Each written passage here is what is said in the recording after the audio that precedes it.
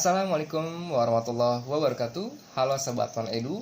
Di video kali ini, Bang One akan memberikan tips bagaimana cara membuat air akuarium agar tetap jernih meskipun tidak dilakukan pengurasan dalam waktu yang cukup lama.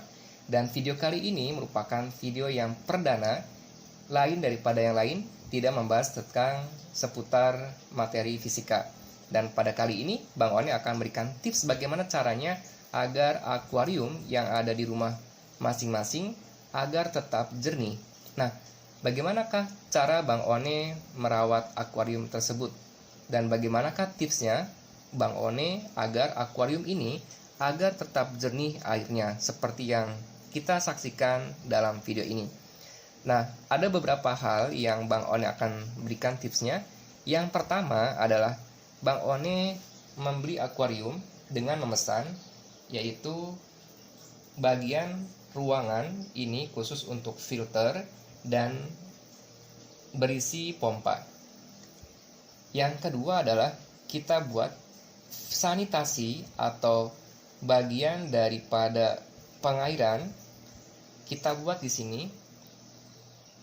Bagian pompa kita taruh di bagian kotak ini yang khusus, lalu kemudian Bang One salurkan air pompa ini menggunakan pipa yang cukup banyak dijual di toko-toko akuarium.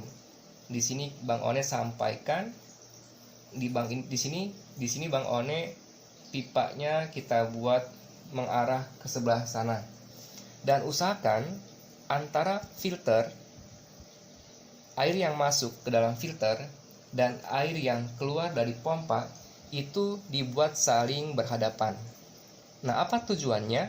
Tujuannya adalah agar air yang keluar dari pompa tersebut, dari pipa ini, akan mendorong kotoran-kotoran yang menumpuk pada dinding dasar dari akuarium tersebut. Sehingga kotoran tersebut akan terdorong, lalu masuk ke bagian penghisap yang menuju ke ruangan filter. Ini tahap yang pertama.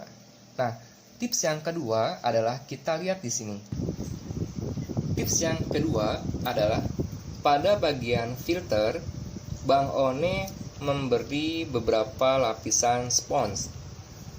Lapisan atas spons, lalu lapisan tengahnya Bang One beri yang disebut sebagai bioring. Lalu kemudian habis dari bioring, kita berikan lapisan spons yang bagian akhir.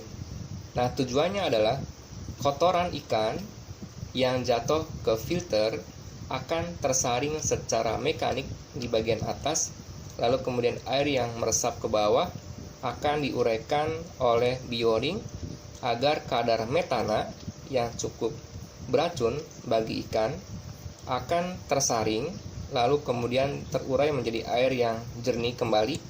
Lalu air yang jernih ini akan masuk ke bagian pompa air tersebut, sehingga sirkulasi dari yang kotor menjadi yang lebih bersih. Nah, air yang bersih ini setelah mengalami filtrasi dari bagian ruang filter ini akan dialirkan kembali ke bagian yang ruangan lebih besar. Dan tips yang ketiga adalah jangan lupa mengganti air lama dengan air yang baru. Nah, cara menggantinya adalah gunakan aturan 30% air yang lama ditinggalkan dan 70% diganti dengan air yang baru.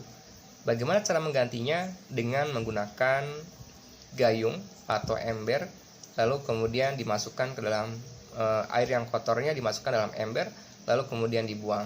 Lalu kemudian kita ambil air yang baru dari keran, kita masukkan ke dalam akuarium. Dan tahap yang keempat, tipsnya adalah biasanya lumut-lumut akan menempel pada bagian kaca-kaca akuarium. Nah, bagaimana cara membersihkan lumut-lumut yang menempel pada akuarium?